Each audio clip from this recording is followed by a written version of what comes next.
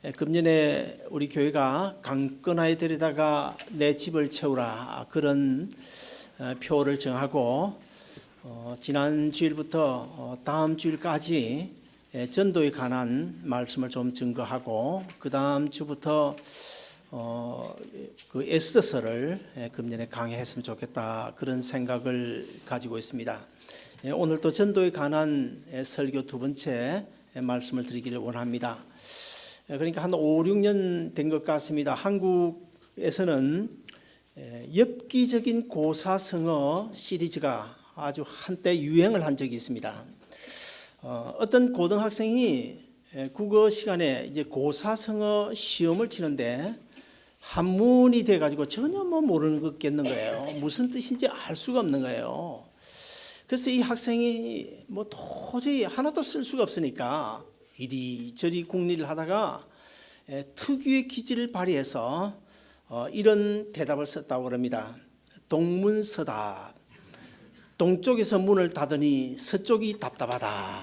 그랬대요. 박학다시. 학문은 박한데 먹을 것은 많다. 그리고 희노애락. 희한하게 놀다 보면 아기가 생긴다. 그리고 또 세웅지마. 새처럼 옹졸하게 지랄하지 말아라. 그 다음에 또 노무현 대통령이 이제 한때 그 대학 문제를 간섭할 때 그 대학가에서 떠돈 엽기적인 고사성어가 있는데요. 노발대발, 노시가 발끈하니 대학도 발끈한다. 이렇게 대답을 썼다고 그래요. 그런데 그 교수가 점수를 몇 점이나 줬는지 잘 모르겠습니다만 아무튼 이런 엽기적인 고사성어가 유행한 적이 있습니다. 오늘 본문에 보시면 예수님께서 하늘나라의 말씀을 하십니다. 천국 이야기를 하시는데 마치 조금 전에 제가 소개드린 대로 참 엽기적인 고사성어 그렇게 엉뚱하게 해석을 했던 것처럼 예수님의 제자들도 예수님께서 하신 말씀과는 전혀 다른 방향의 엉뚱한 생각을 품고 있었습니다. 예수님은 부활하신 이후에 40일 동안 이 세상에 계시는 가운데 12제자를 비롯해서 한 500여 문도 많은 사람들에게 십자가에 죽으시고 3일 만에 부활하신 자기 몸을 친히 보여주시면서 부활의 확신을 심어주셨습니다. 이제는 40일이 지났기 때문에 하나님의 때가 되기 때문에 하늘나라로 승천을 하셔야 합니다. 그래서 예수님께서 어느 날 제자들을 불러 모아놓고 이제부터 너희들은 예루살렘을 떠나지 말고 성령을 기다리라. 그러면 한 열흘 후에는 성령이 너희에게 오게 될 것인데 성령이 임하게 되면 너희가 권능을 받고 너희가 땅끝까지 나가서 복음을 전하는 데 증인이 되어야 될 것이다. 이런 부탁을 하셨습니다. 그럼에도 불구하고 예수님의 제자들은 예수님의 말씀을 오해를 했습니다. 예수님은 지금 하늘나라의 말씀을 하고 계신데 제자들은 이 땅에서 그 당시에 이스라엘 나라가 로마 제국에 속박을 당하고 있었기 때문에 이스라엘이 로마 제국에서 해방될 것이라는 착각을 하게 돼요.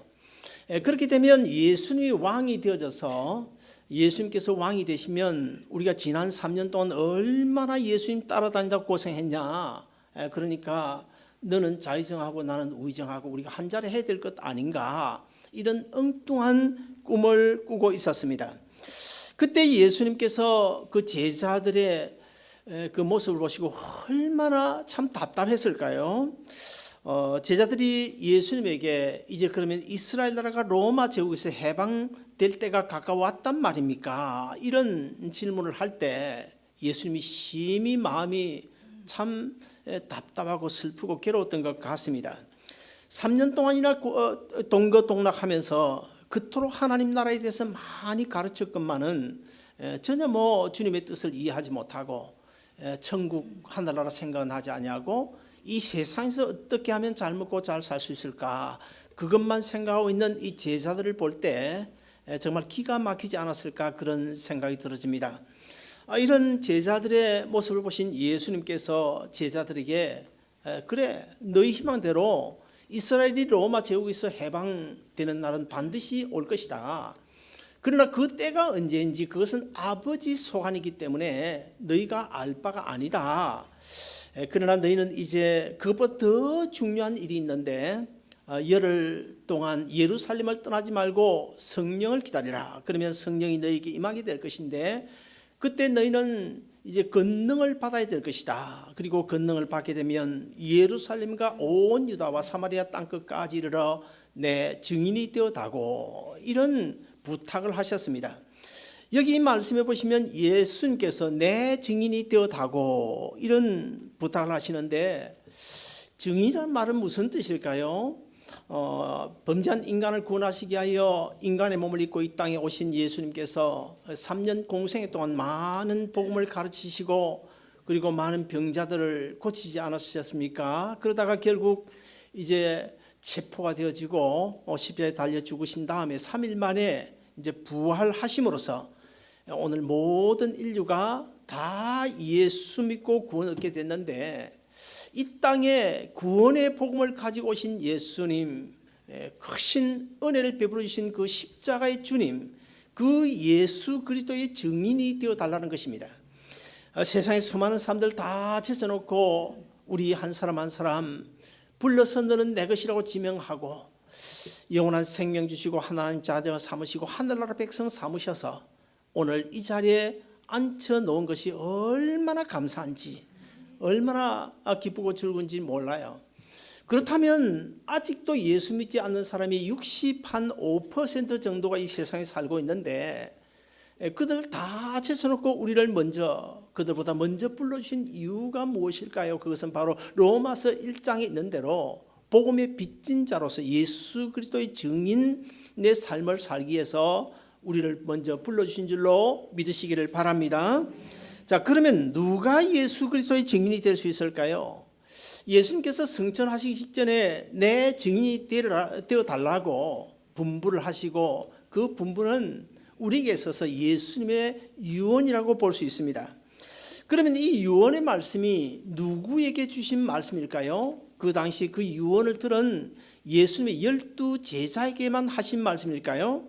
아니면은 오늘날 많은 목사, 전도사, 선교사들이 있는데 목사, 전도사, 선교사 그들에게만 주신 말씀일까요? 그것도 아니면 이 세상에 살고 있는 모든 인류에게 주신 말씀일까?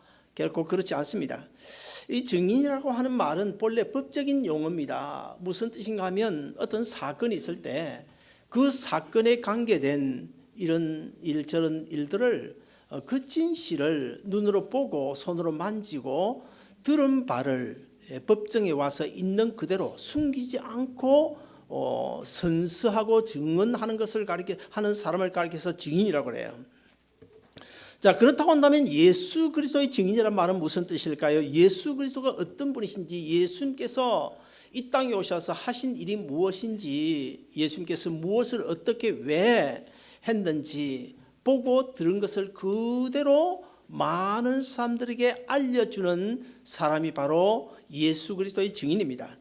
이 시간 우리는 먼저 그렇다고 한다면 나는 과연 예수 그리스도의 증인인가 아닌가 이것을 먼저 생각해야 되지 않겠습니까? 어떻습니까 여러분? 여러분 예수님의 증인이라는 생각이 드시나요?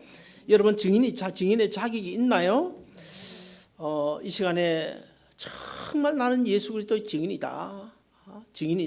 그렇게 생각하시면 우리 아멘 하십시다. 그러면 주님께서 어떻게 우리를 증인 삼아 주셨을까요? 우리의 무엇을 보고 증인 삼아 주셨을까? 우리는 사실 예수님을 본 적이 없잖아요. 예수님과 차 한잔 마신 적이 없습니다. 예수님이 손 한 번 잡아본 적이 없습니다. 예수님을 내 집에 초청해서 저녁 한 끼 대접해 본 적이 없습니다. 그러면 여러분 어떻게 해서 예수님을 본 적도 없고 예수님 만나본 적도 없고 그런데 어떻게 예수님의 증인이 됐다는 것입니까? 무슨 근거로 예수님의 증인이 된 것입니까? 예수님의 증인은 3년 동안 예수님 따라다니던 그 제자들만큼 예수님을 잘 아는 사람도 없고 예수님의 증인이 될 만한 자격을 갖춘 사람들도 없습니다. 그러나 오늘 본문에 보시면 예수님의 제자들이 비록 3년 동안 예수님을 따라다녔지만 예수님이 하는 것을 보고 듣고 모든 것을 같이 행하기도 했지만 그러나 예수님의 제자들이 아직까지도 증인의 자격을 갖추지 못했습니다. 언제부터 예수님이 제자의 자격을 갖췄을까요? 오늘 본문 8절인 대로 성령이 너희에게 임하시면 너희가 권능을 받고, 성령이 임하고 그 성령으로 인해서 권능을 받은 그 이후부터 이 제자들이 예수님의 증인으로 나섰다는 사실을 본문을 통해서 알 수 있습니다. 그러므로 예수님의 증인은 10년, 20년 교회에 들어왔다고 해서 예수님의 증인이 될 수도 없고요. 뭐 교회 목사, 장로, 안수집사, 권사 뭐 직분 가지고 있다 해서 예수님 증인도 아니고요. 그렇다고 해서 신학 박사 학위 받았다고 해서 예수님 증인도 아닙니다. 성경을 많이 안다고 해서 예수님의 증인도 아닙니다. 오늘 본문이 기록된 대로 성령 세례를 받은 사람, 예수 그리스도 안에서 새로운 피조물 된 사람, 영으로 난 자, 중생한 자, 예수님의 생명을 소유한 자, 정말 나는 그리스도인이라고 안디옥 교회 교인들처럼 너는 그리스도인이라고 칭함을 받은 사람, 하늘나라의 소망으로 가득 찬 사람만이 예수님의 증인이 될 수 있는 것입니다. 예수님의 제자들을 보면 사실 그들만큼 예수님을 잘 아는 사람들도 없겠죠. 뭐 3년 동안 생사 고락을 같이 하고 예수님이 십자가에 달려 죽으시는 모습도 봤고 부활하신 주님을 만났습니다. 그 정도 되면 증인의 자격이 있지 않을까요? 그럼에도 불구하고 그들은 아직도 증인다운 증인의 삶을 살지 못하고 있는데 하나님의 나라의 진리를 깨닫지 못합니다. 이스라엘의 회복만을 기다리고 있습니다. 어쩌면 오늘 우리도 예수님의 제자들처럼 뭐 5년, 10년, 20년 교회에 드나들고서도 천국에 대한 전혀 뭐 관심이 없고 그저 어떻게 하면 이 세상에서 뭐 남들 못지않게 아주 잘 살아갈 수 있을까, 어떻게 하면 돈 많이 벌 수 있을까, 이런 생각에 빠져 있다고 한다면 오늘 본문에 등장하는 예수님의 제자들과 뭐 별반 다를 바가 없을 것입니다. 그럼에도 불구하고 예수님의 제자들은 자기 자신들을 깨달지 못했어요. 분명 주님께서는 나의 증인이 되어달라고 요구하셨는데 증인이 될 생각을 하지 않습니다. 이스라엘의 회복만을 바라보고 예수님 때문에 우의정, 좌의정 한 자리 할 그것만 생각하고 있습니다. 그러면 예수님의 제자들이 언제부터 증인이 될 수 있었나요? 오늘 본문 8절에 있는 대로 성령이 임하고 권능을 받은 그 이후부터 예수님의 증인다운 그런 삶을 살아가게 됐습니다. 드디어 2열이 지났습니다. 어느 한 다락방에 예수님의 제자들과 더불어서 120문도가 모여서 간절히 하나님 앞에 기도하는데 성령이 그냥 불같이 임하게 돼요. 그때 거기에 모인 많은 사람들이 성령을 받고 방언을 하고 그 다음에 새로운 생명을 얻고 불세례 성령 세례를 받고 어제와는 다른 그런 인생으로 변화되어졌습니다. 그래서 그들은 이제야 내가 하나님의 자녀구나, 이제야 내가 하나님을 위해서 일할 수 있는 그런 그리스도인의 증인이 되었구나 하는 것을 깨닫게 돼요. 우리는 예수님을 육신 눈으로 본 적이 없지 않습니까? 예수님의 기적을 베푸시던 그 현장에 있지도 않았습니다. 그렇다고 십자가를 지고 가신 그 비아 돌로로사 그 길을 우리가 걸어가 본 적도 없습니다. 구레네 시몬처럼 예수님 대신에 우리가 십자가를 대신 져준 적도 없습니다. 2000년 갈보리 언덕 십자가 밑에 우리가 있지도 않았습니다. 그러나 우리는 십자가에 죽으시고 부활하신 예수님을 만났습니다. 무엇으로 만났습니까? 가슴으로 만났습니다. 영으로 만났습니다. 예수님의 생명을 우리가 소유하고 있습니다. 하나님의 자녀가 되었습니다. 영원한 생명 소유하고 천국을 소망으로 삼고 오늘도 내일도 주님 주시는 힘을 능력을 의지하여 우리가 살아오고 있고 하나님 에벤네셀 하나님 임마누엘 하나님의 도움을 받고 하나님의 도움을 받으면서 우리가 살아오고 있습니다.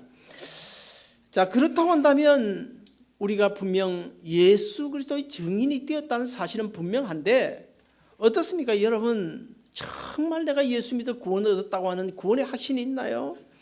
지금 내 삶의 주위 환경 여건과 상관없이 구원의 감격과 감사한 마음으로 이 시간 예배드리면서 정말 마음이 기쁩니까? 마음껏 하나님을 찬양하고 싶은 생각이 생깁니까? 성령 충만하다고 스스로 생각되십니까? 그렇다고 한다면 여러분은 예수 그리스도의 증인된 것이 틀림없다는 사실을 본문이 증명을 해주고 있습니다. 그 다음에 두 번째로 예수 그리스도의 증인은 복음을 전해야 될 사명이 주어졌습니다. 사도 바울은 자신이 예수 그리스도의 증인임을 깨닫고 일평생 복음을 위하여 살아가죠. 그러다가 인생 말년에 가서 사도행전 10장 20장 24절을 보시면 이런 위대한 고백을 하고 있습니다. 나의 달려갈 길과 주 예수께 받은 사명 곧 하나님의 은혜의 복음 증거한 일을 마치려 하면은 나의 생명을 조금도 귀한 것으로 여기지 아니하노라. 사도 바울은 내가 예수 그리스도의 증인이라는 분명한 사실을 알고 있었기 때문에 내가 예수님 때문에 생명을 얻고 예수님 때문에 영원한 천국을 소유했다는 이런 분명한 확신이 있었기 때문에 사도 바울은 복음을 전함에 있어서 매 맞는 거 개의치 않았습니다. 욕 듣는 거 개의치 않았습니다.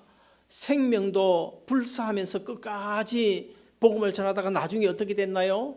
결국에는 목이 잘려 참수를 당하는 순교를 하고 의의 면류관 받아쓰고 하늘나라로 가지 않았습니까? 그런데 오늘 이 말씀에 보면 사도 바울이 이 증인이 되어가지고 증거한 이 복음이 무슨 복음이냐? 그냥 복음이라고 말씀하지 않아요. 은혜의 복음이라고 말씀하고 있어요. 그렇다고 한다면 은혜의 복음이 무엇일까요? 어떤 것이 은혜의 복음일까요?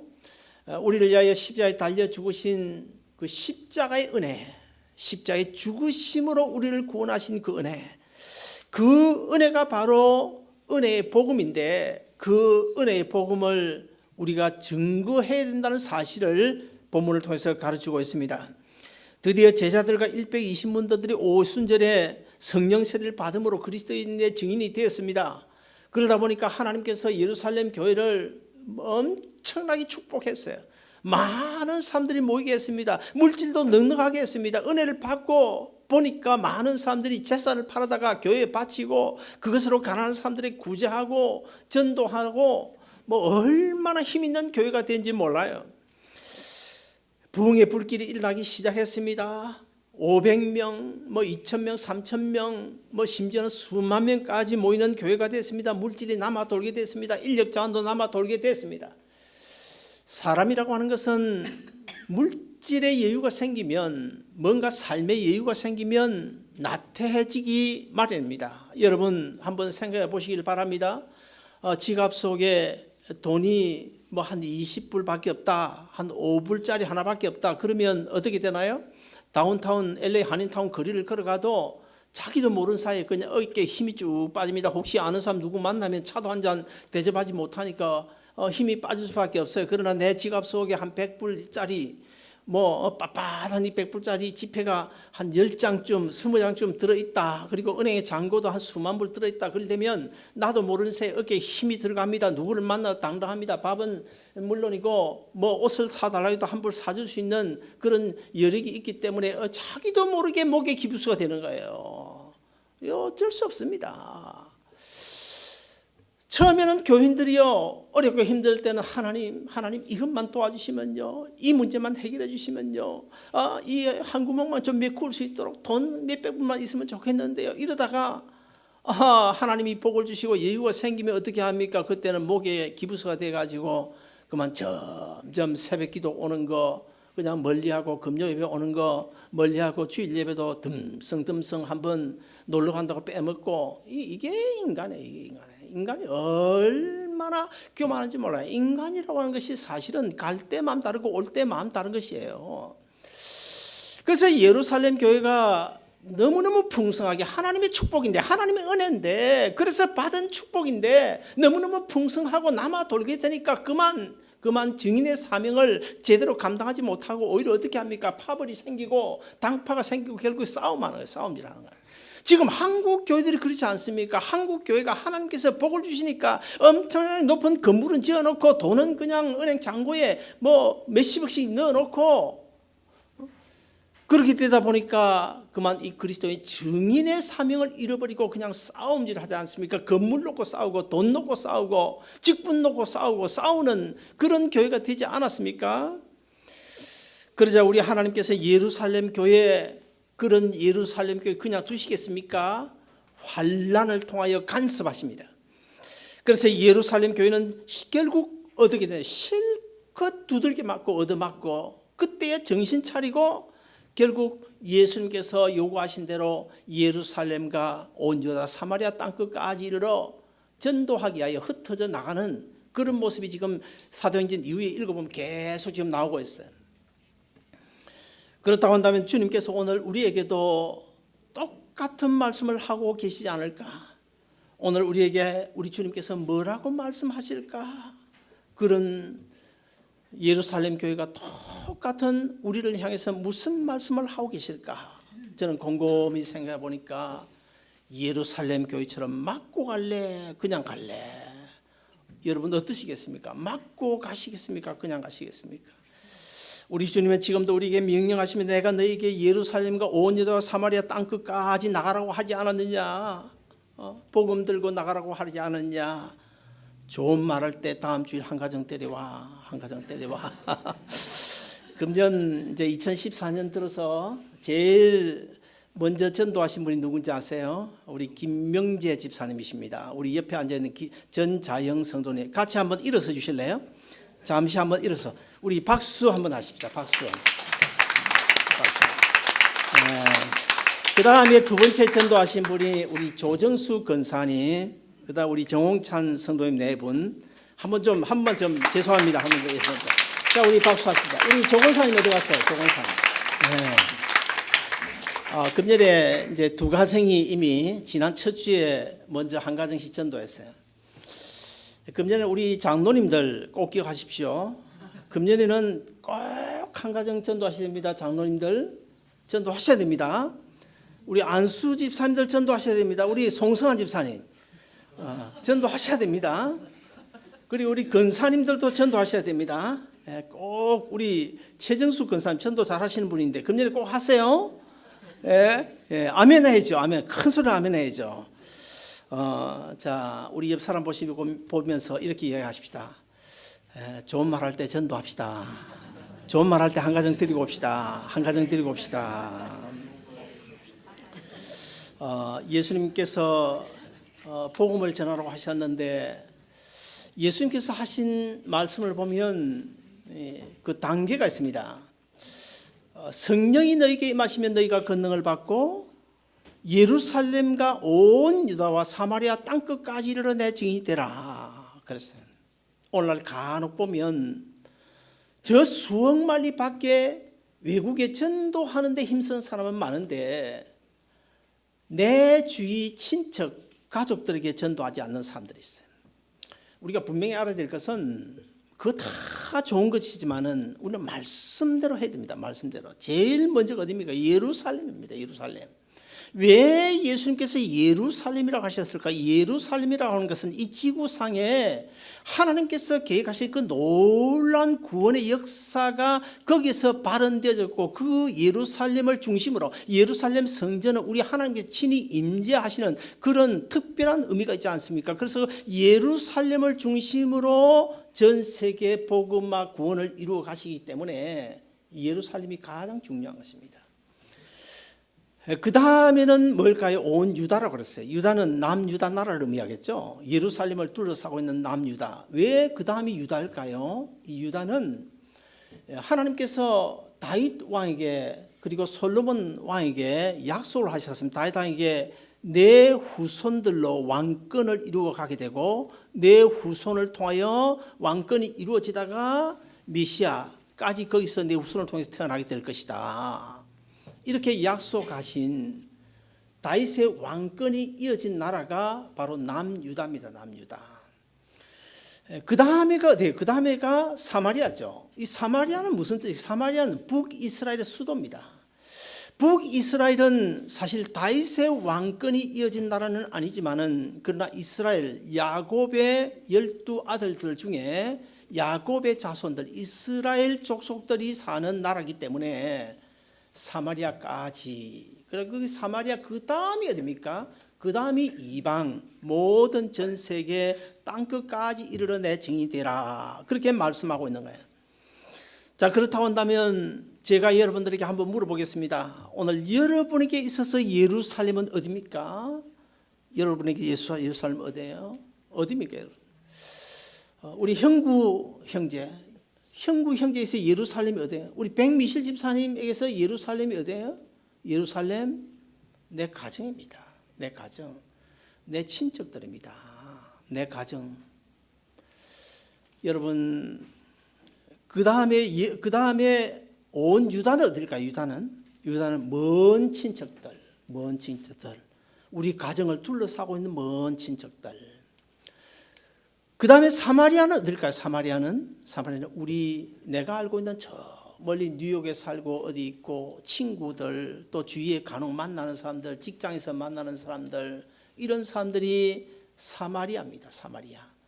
그 다음에 이제 온 땅끝이 되겠죠. 사랑하는 여러분, 그럼에도 불구하고요, 나에게 있어서 예루살렘, 너희는 먼저 예루살렘에서 내 증인이 되라고 주님께서 분부하셨는데 왜 내 예루살렘, 내가 감당해야 될 예루살렘을 그냥 두고 나만 예수 믿으려고 하는 것입니까? 내 자녀들이 교회 가거나 말거나 왜 내버려 두는 것입니까? 혹시 믿는다고 생각할 뿐이지 아직 여러분의 심령 속에 예수 생명이 없는 것은 아닐까요? 조심스럽게 한번 짐작해 봐야 됩니다.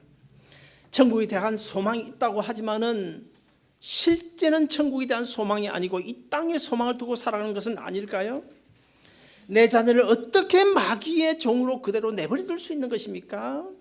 그렇게 하고 나중에 수십 년 지나서 내가 천국에 가서 어떻게 영원히 내 자녀들 지옥 가서 마귀의 밥이 돼가지고 살고 있는데 나 혼자 그렇게 잘 먹고 잘 살고 행복하게 영원히 살 수 있단 말입니까?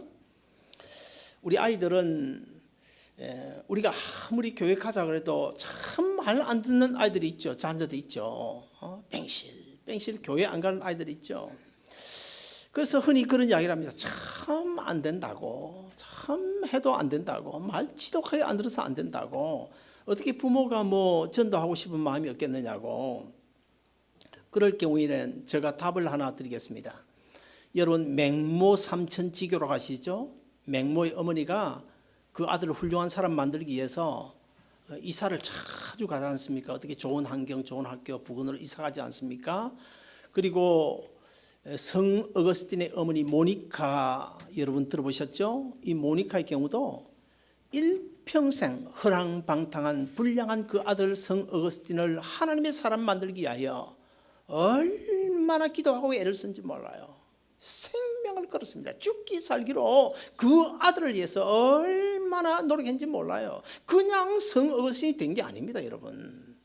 아브라함 링컨도 그냥 된 것이 아닙니다. 록펠러도 그냥 된 것이 아닙니다. 그 부모들이 얼마나 감리교를 창시한 잔 웨슬리 같은 사람도 그냥 웨슬리가 된 거 아니에요. 그 어머니 수잔 나가요.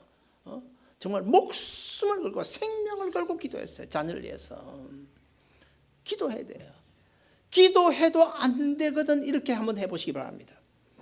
주일 아침에 교회 오기 전에 아들이든 딸이든 방문 딱 열고 그 문 열어놓고 그 밖에서 탁 무릎을 꿇고 아무개야 어머니를 봐서라도 엄마를 봐서라도 교회 한번 가자.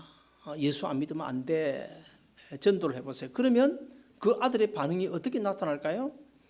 엄마 왜 이래? 종교는 자유잖아. 자유. 종교는 자유인데 왜 이래 엄마가?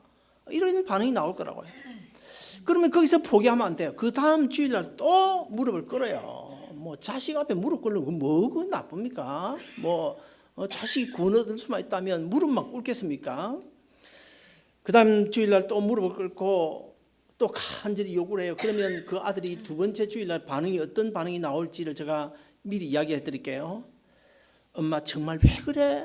왜 그래? 제발 좀 내버려둬. 내가 알아서 해. 내버려둬. 이런 반응이 나올 거야. 거기서 또 포기하면 안 돼. 또 그 다음 주일 아침에 또 무릎을 꿇어. 무릎을 꿇고 또 얘야 한 번만 교회 가자. 교회 가자. 예수 안 믿으면 안 돼. 그러면 이제 그 다음 주일에는 이제 어떤 반응이 나올까요? 엄마 이제 그만해. 내가 한 번 나가줄게. 오늘은 아니고 언젠가 한 번은 나가줄게. 그래요. 그게 마지막이 아닙니다. 거기서 한 번 더 나가야 돼. 한 주 더 가서 또 무릎을 꿇어. 무릎 꿇고 또 사정하면 최소한도 그 주일 아니면 그 다음 주일 한 번은 교회에 나오게 되고 한 번 교회에 나오게 되면 그때부터는 성령님이 그 아들의 마음을 감화 감동시켜 하나님의 자녀 만들게 되는 줄로 믿으시기를 바랍니다.